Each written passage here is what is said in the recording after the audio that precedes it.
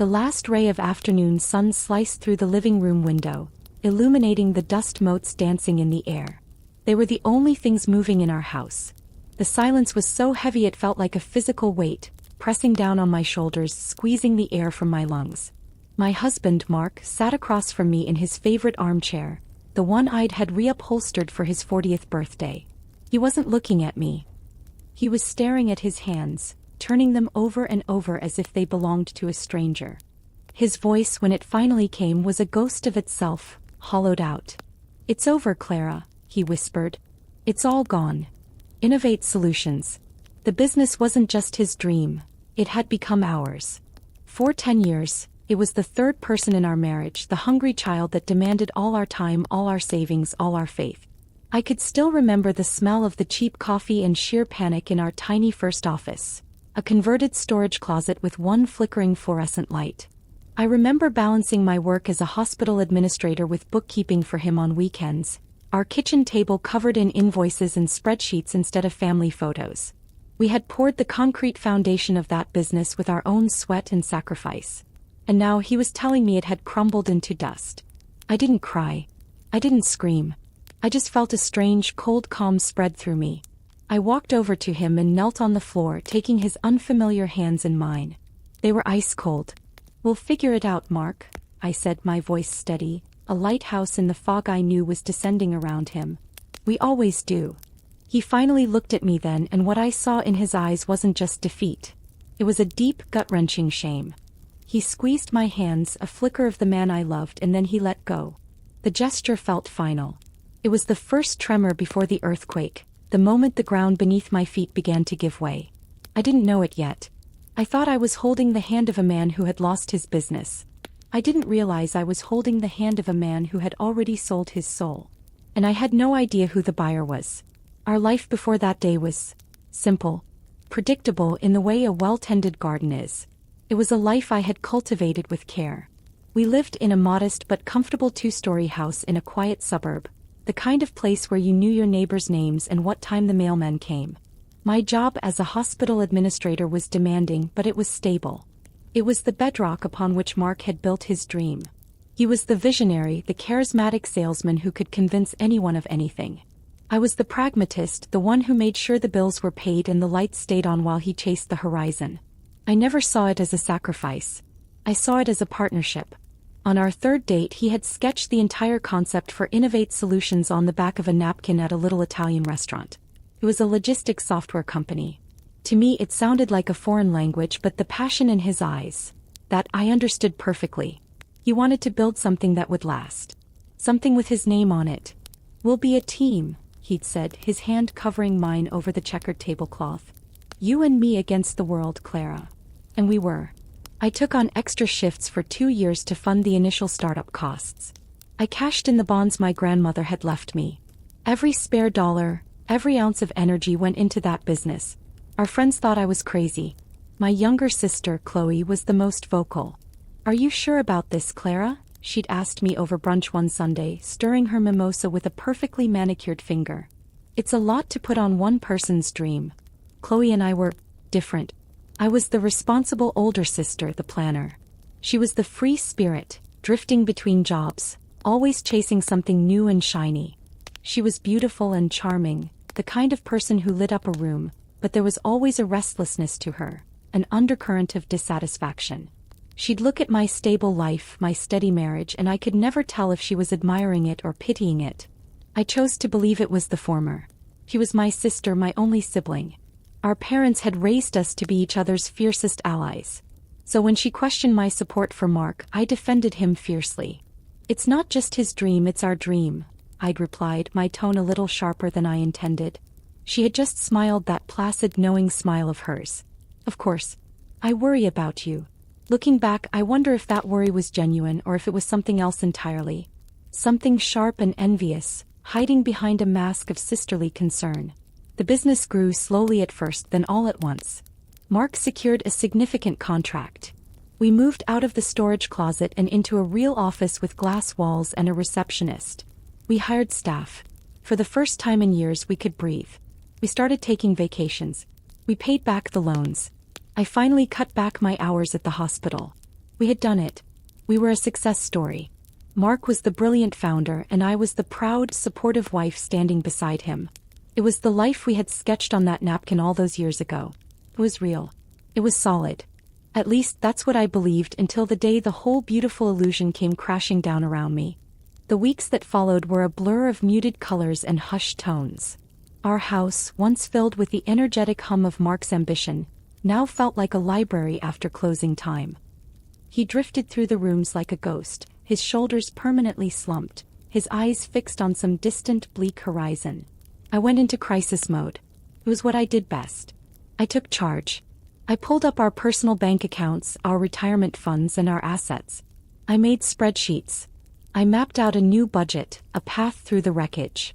It's not as bad as you think, I told him one evening, holding up a printed sheet of our finances. My salary can cover the mortgage and the bills. We'll have to cut back, of course. No more vacations for a while. But we won't lose the house. We're okay, Mark. He glanced at the paper without really seeing it. Okay, he said, the word a flat, dead thing. He was a shell. I told myself it was grief. The business was his baby and it had died. A man's pride is a fragile thing and his had been shattered. My role, I believed, was to piece it back together carefully. My sister, Chloe, was a constant presence. She'd show up at our door with bags of groceries and foil-covered casseroles. You two can't forget to eat, she'd say, bustling into the kitchen, her energy a jarring contrast to the somber stillness of our home. She would sit with Mark for hours, talking in low, soothing tones while I was at work. She'd call me at the hospital. He had a better day today, she'd report, like a nurse giving an update on a patient. I think he's starting to come around. I was grateful. Truly. My little sister, whom I'd always seen as flighty and self-involved, was stepping up. She was the pillar I couldn't be while I was busy holding up the roof. But then the minor inconsistencies began to appear like tiny cracks in a plaster wall. It started with Mark's phone.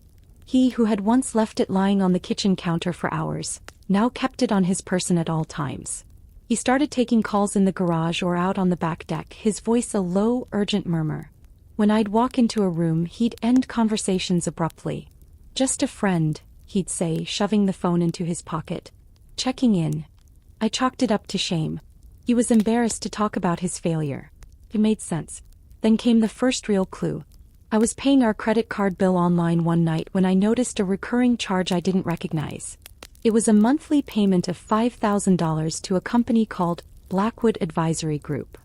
The payments had started 6 months ago. I frowned, scrolling back through the statements.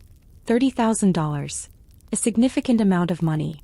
I brought my laptop into the living room where Mark was pretending to watch television. Honey, I began gently, what's Blackwood Advisory Group? We've paid them $30,000 over the last 6 months. He flinched, a barely perceptible tightening of his jaw. He didn't look away from the screen. Oh, that, he said, trying for casual. They were consultants. I hired them to try and turn the business around. A last-ditch effort. It didn't work, obviously. His answer was plausible.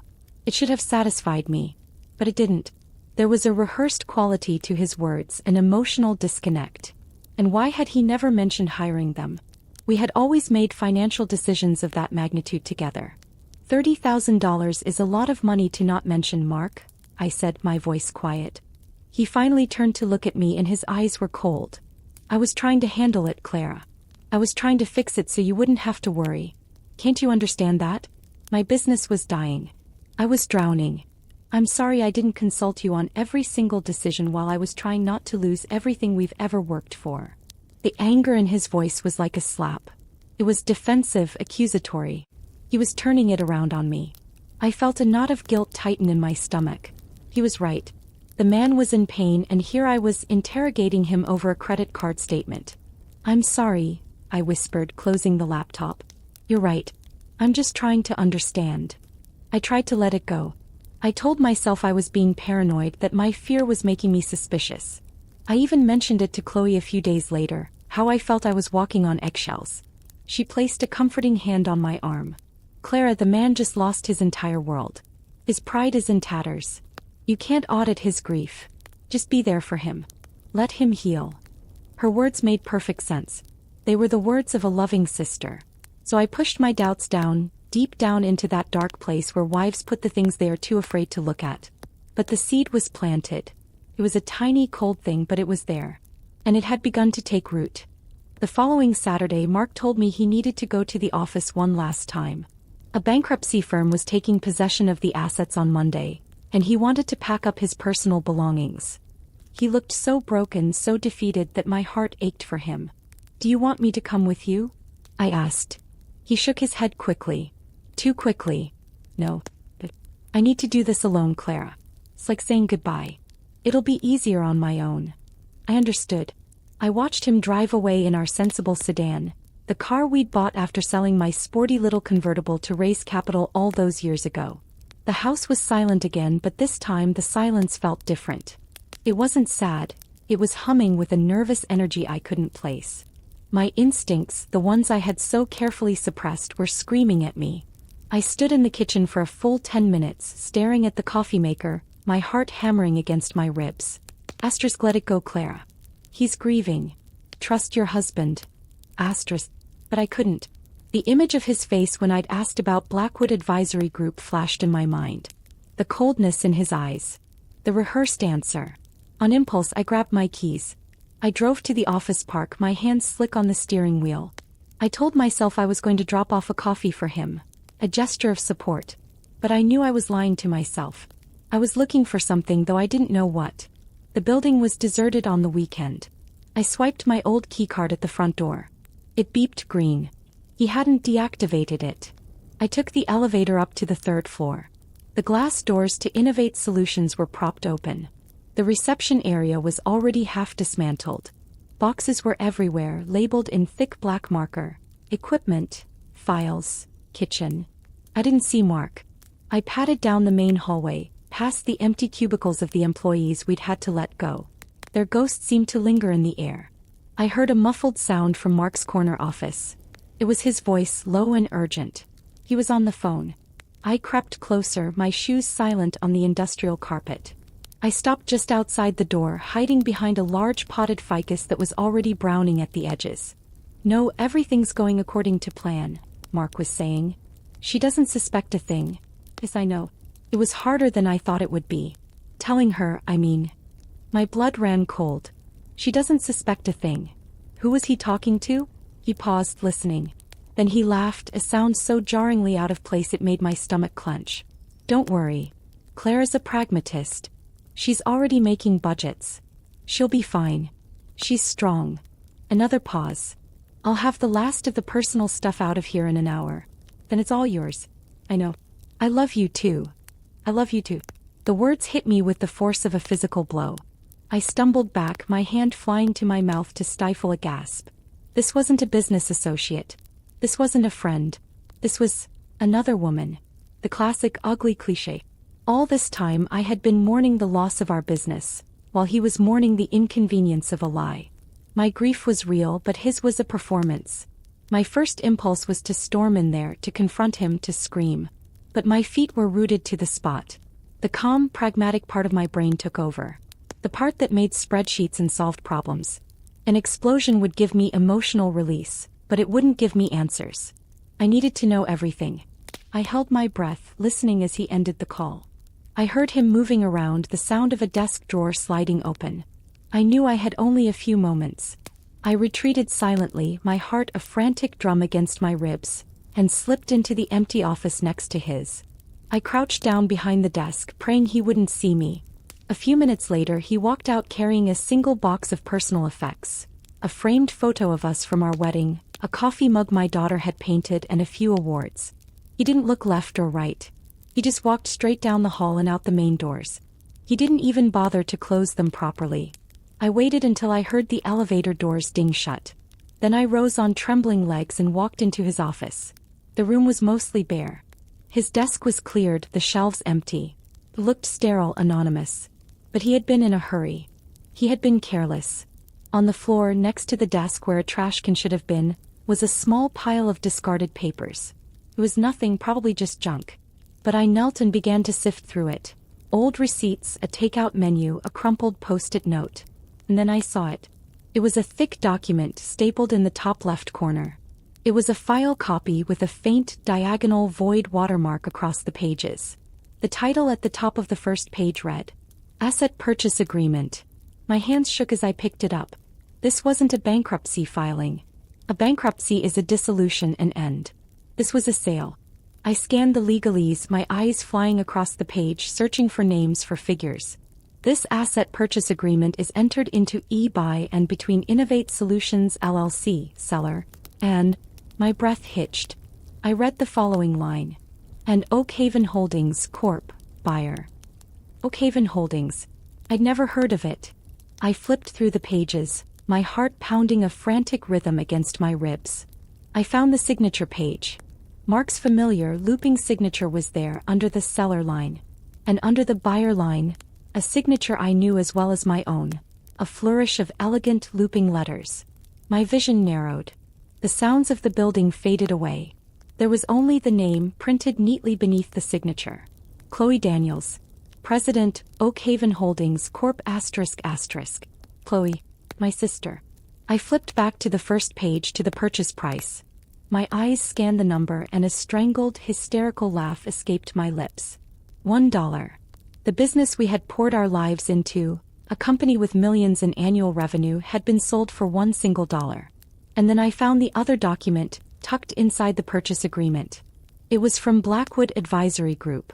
It wasn't a consultancy agreement. It was an incorporation service. It detailed the formation of Oakhaven Holdings Corp. The date of incorporation was 6 months ago. The sole shareholder and president was listed as Chloe Daniels. It all clicked into place. The fake bankruptcy. The secret phone calls.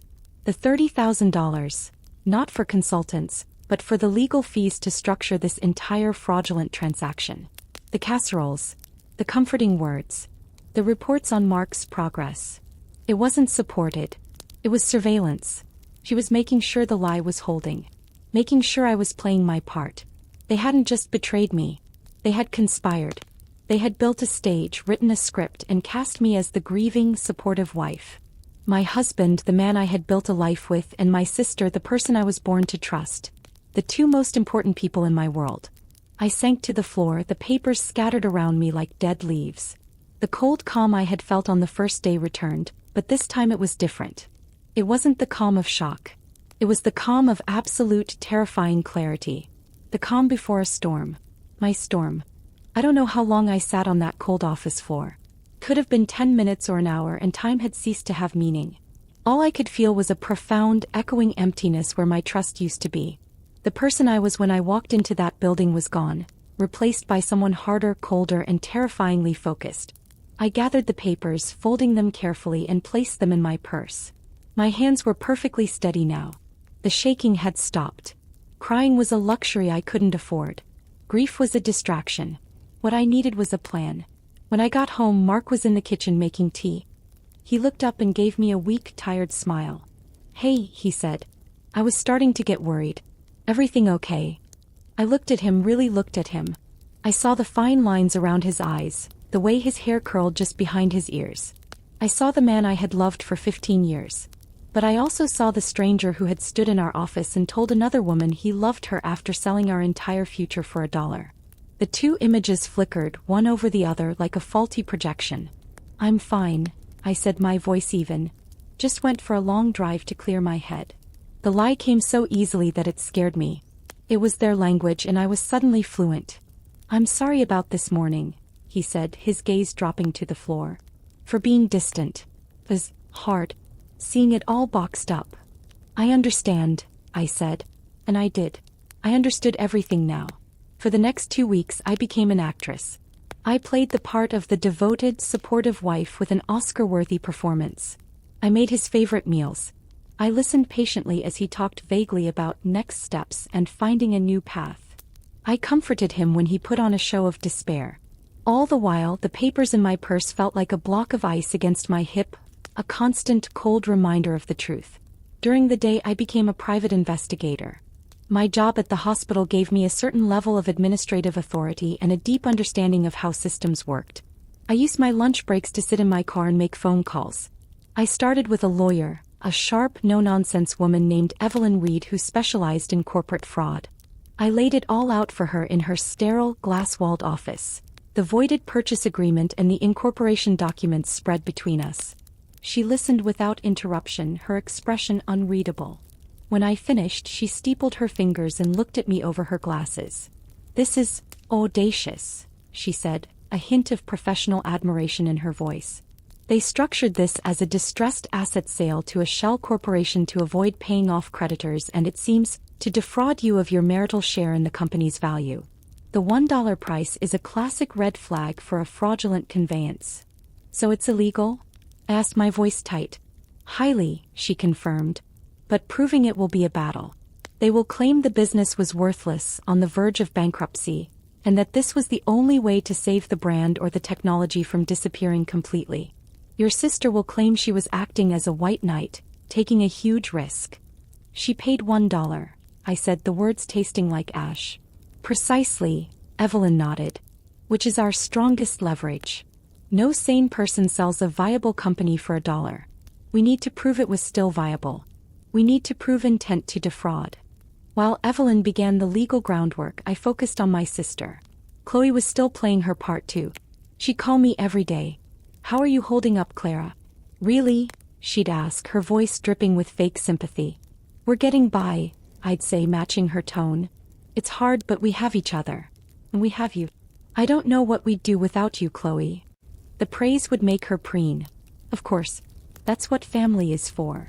One afternoon she called with an invitation. "Hey, I'm having a small dinner party on Saturday. Just a few friends. I'd love for you and Mark to come. A chance to get out of the house, take your minds off things." My mind raced. This was an opportunity. "I don't know, Chloe," I began, feigning hesitation. "I'm not sure Mark is up for it." "Nonsense," she insisted. "It'll be good for him." "Please, Clara." "For me." "Okay," I sighed. "We'll be there." That Saturday I got ready with meticulous care. I chose a simple, elegant black dress. I did my makeup. I was calm, deliberate. Mark watched me from the bed. "You look beautiful," he said, a flicker of something, guilt, desire, in his eyes. "Thank you," I said, meeting his gaze in the mirror. "I thought it would be good to make an effort. For Chloe." He nodded, looking away. When we arrived, Chloe's house was buzzing. It was more than a few friends. It was a crowd of 30 or 40 people. Friends, neighbors, and, I noted with a cold knot in my stomach, several of Innovate Solutions' former key clients. Chloe greeted us at the door, pulling me into a hug that made my skin crawl. She was wearing a stunning emerald green dress, her laughter echoing through the house. She was glowing. She looked like a woman who had just conquered the world. Mark was immediately swallowed up by a group of her friends, leaving me standing alone.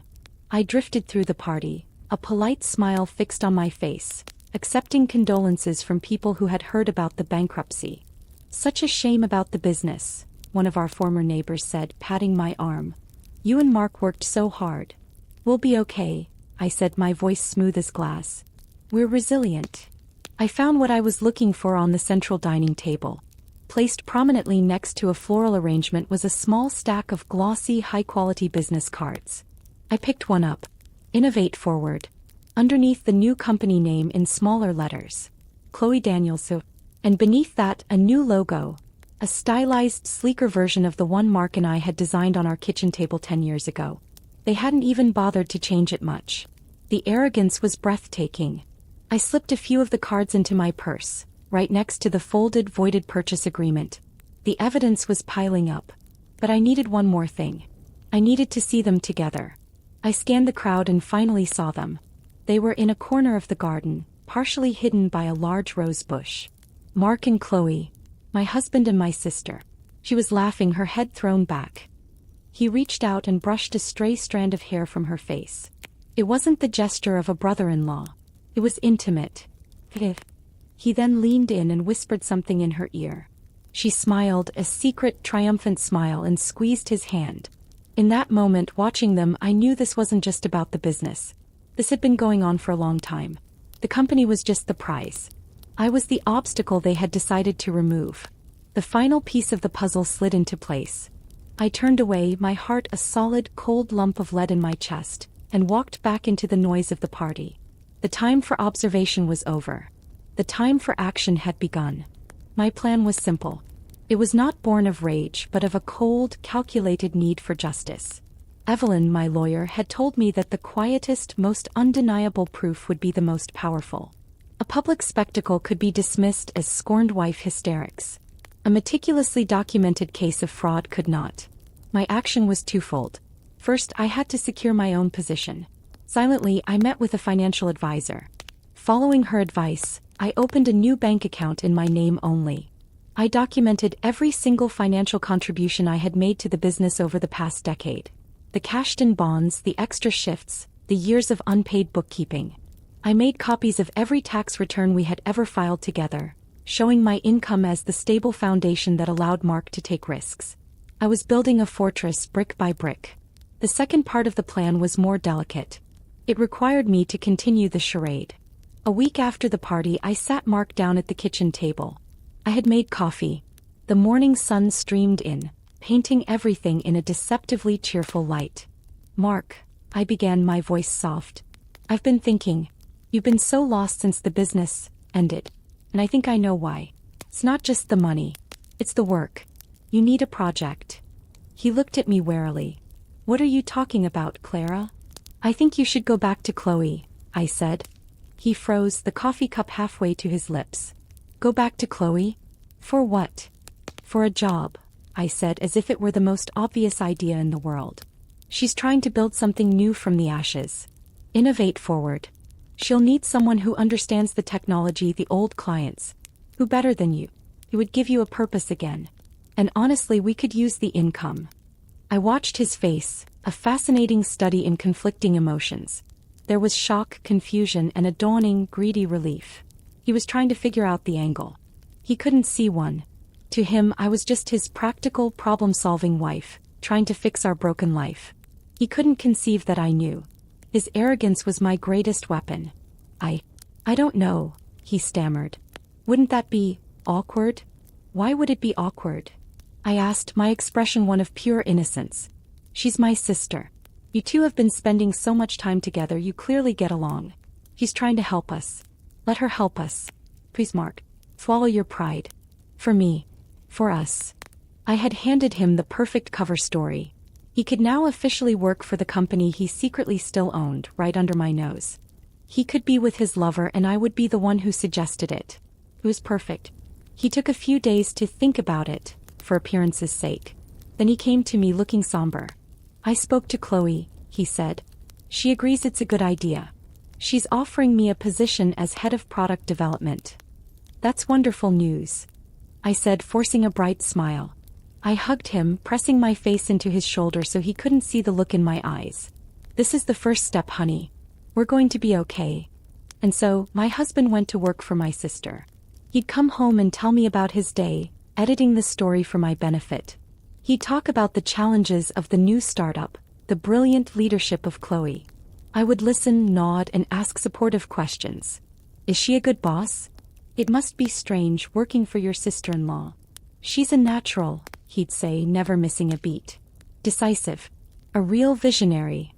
While they were busy building their new empire on a foundation of lies, I was gathering my ammunition.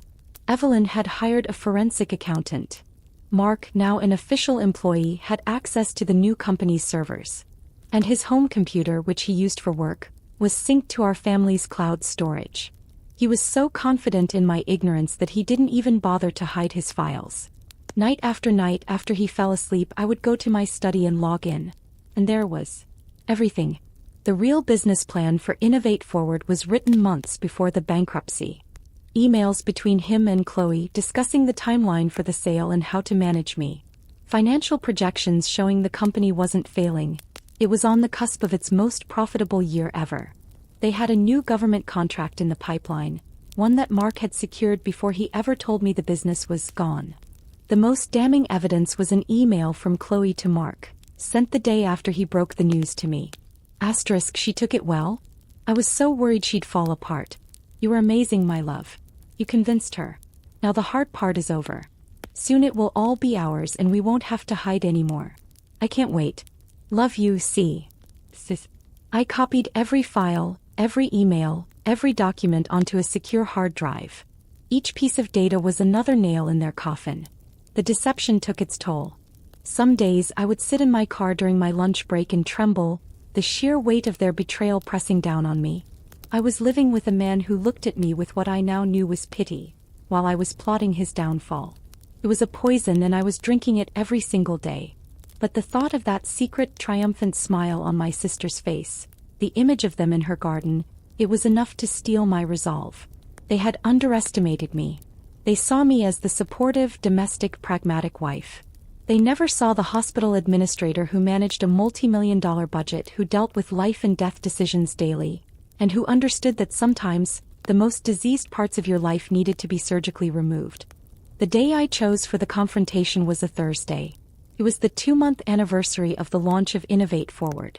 Chloe, never one to miss an opportunity for self-promotion, had scheduled a press event and a launch party at their new, gleaming office space.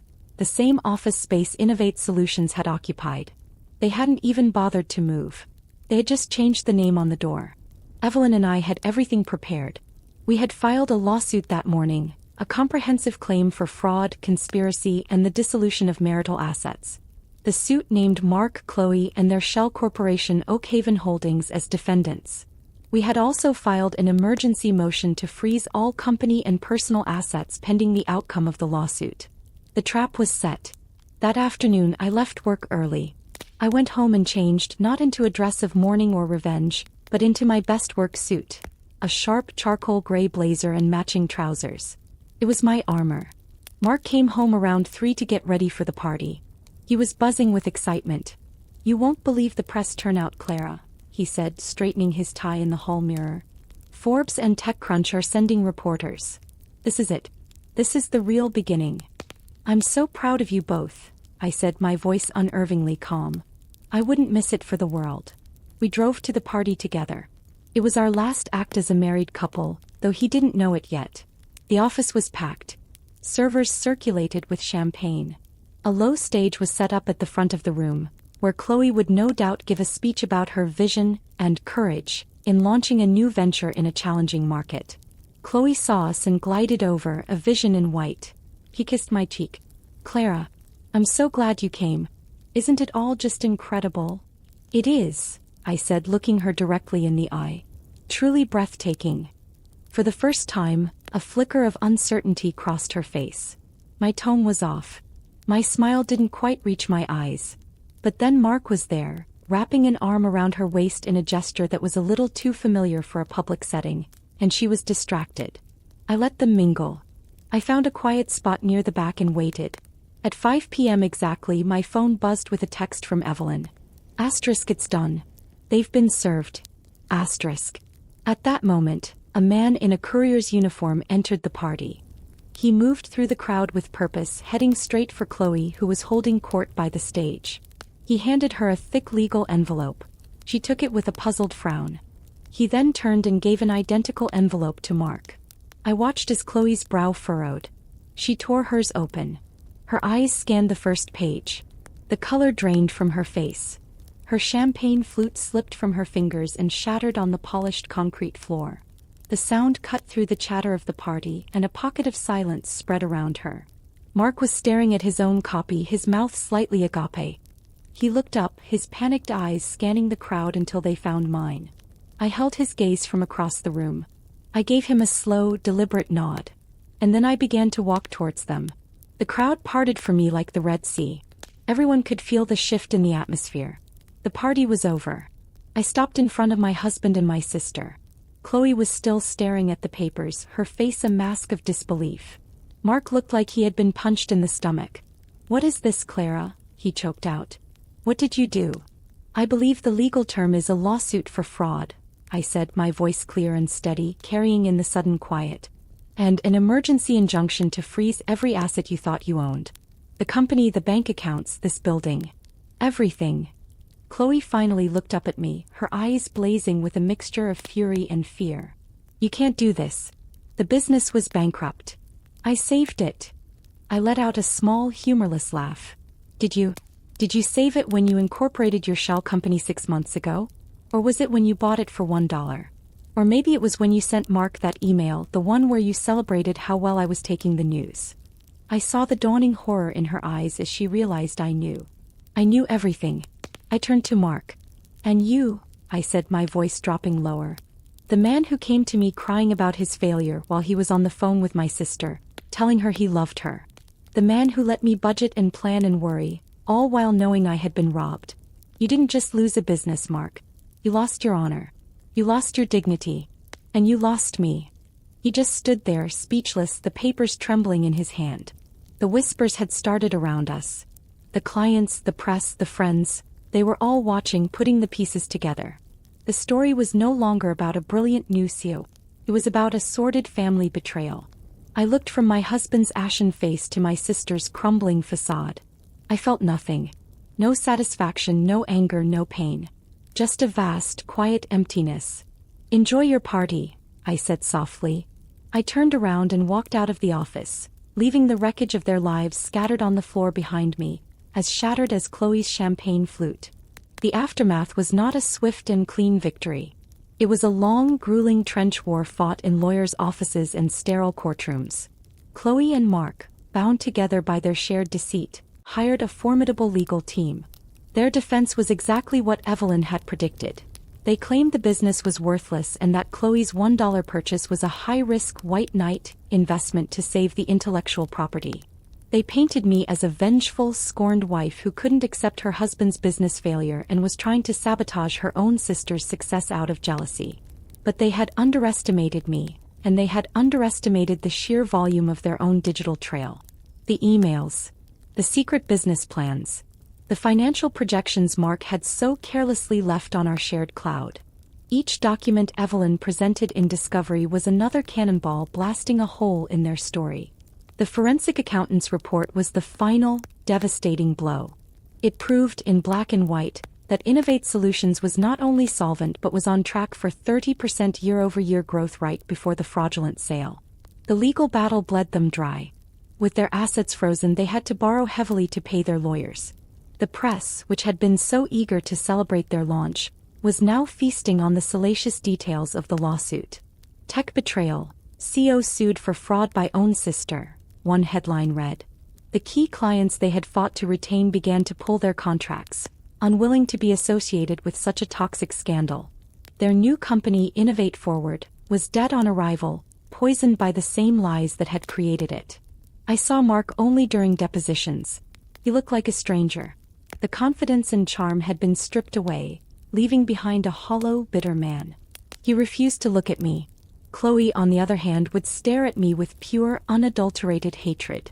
During one break, she cornered me outside the ladies' room. "I hope you're happy, Clara," she hissed, her voice low and venomous. "You've destroyed everything. For what? Money." I looked at her, at the sister who had shared my childhood, who I had protected and defended. I felt a pang of something, not quite pity but a deep, sorrowful ache for what we had lost. "This was never about money, Chloe," I said quietly. "You know that. This was about truth. You and Mark built your new life on my back. You expected me to just hold you up and smile while you did it. You thought I was a foundation. You forgot that foundations can crack." She had no answer to that. She just glared at me before turning and storming away. The day our divorce was finalized, Mark finally spoke to me directly. He was waiting for me outside the courthouse. He looked 10 years older. "Was it worth it?" he asked, his voice rough. "You have the money. The company is gone.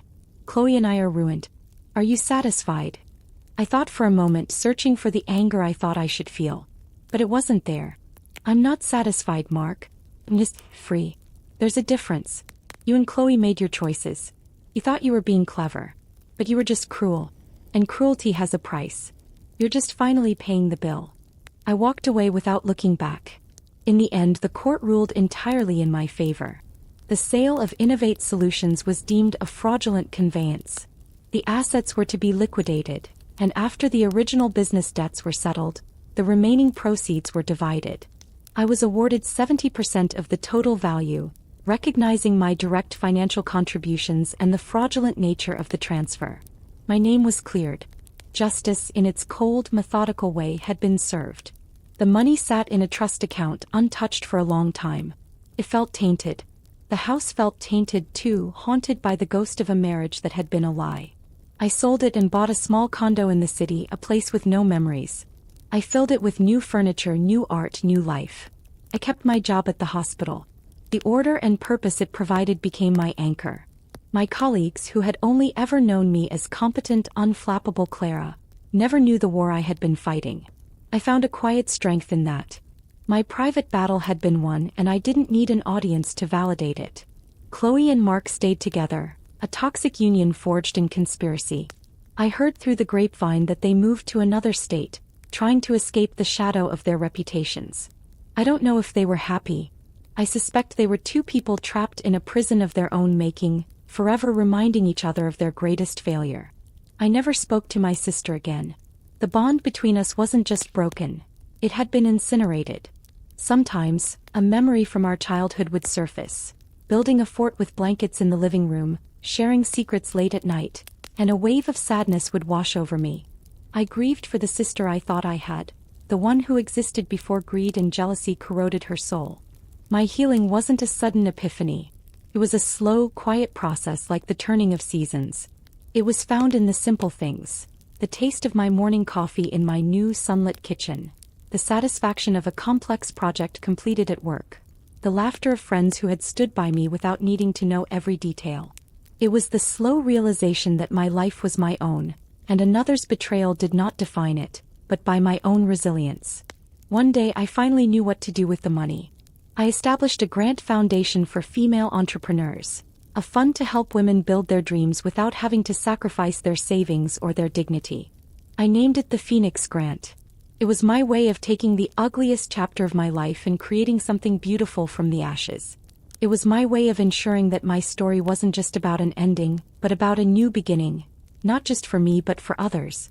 The first time I sat on the grant committee and listened to a young woman pitch her business idea, her eyes shining with that same fire I remembered seeing in Mark's all those years ago, I didn't feel a trace of bitterness. I felt a quiet sense of peace. The cycle was broken. The pain had been repurposed. Betrayal is a strange and terrible thing. It doesn't just break your heart, it rewrites your past. It makes you question every memory, every shared laugh, every moment of perceived happiness. It can make you a permanent resident of that lonely, bitter place. Or it can become a crucible. It can burn away the parts of you that were naive, the parts that were too trusting, and forge what's left into something more substantial. I learned that strength isn't about the absence of fear or pain. It's about what you do when you're sitting in the rubble of your life. Do you lie down and let the dust settle on you? Or do you begin brick by painstaking brick to build something new? I chose to build not for revenge, not for validation, but for myself. I learned that the ultimate closure isn't about seeing those who hurt you get what they deserve. It's about getting to a place where you're no longer looking back to see what happened to them at all, because you're too focused on the beautiful, open road ahead of you. My life is smaller now and quieter. But it's honest. Every corner of it is my own. And in the quiet, I have found a peace that no amount of money or success ever brought me. I sometimes wonder about the nature of family, and the fine line between love and possession, between support and control. And it makes me ask, when the people you trust the most prove you should have trusted them the least, how do you find the courage ever to trust again? Thank you for listening to my story. If it resonated with you in any way, I hope you'll consider subscribing and joining our community. Your support means the world.